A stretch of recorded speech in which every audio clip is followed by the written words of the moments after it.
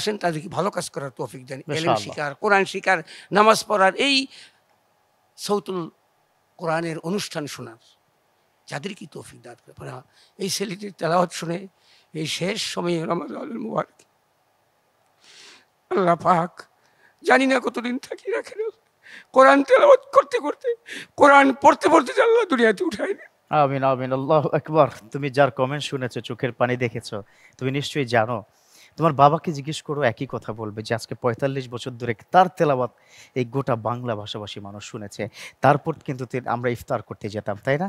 তেমন একজন মানুষ তোমার জন্য চোখের পানি ফেলেছে। অতএব এটা তোমার পরম সৌভাগ্য। যাই হোক, ফাইনাল ফলাফল কি হয়, চ্যাম্পিয়ন হতে পারবে বলে কি মনে হচ্ছে? আল্লাহ যদি জানেন, তাই তো? ইনশাআল্লাহ, নিশ্চয়ই। জি, তোমার জন্য শুভকামনা, দোয়া রইল। আপাতত তুমি অপেক্ষা করো ইনশাআল্লাহ।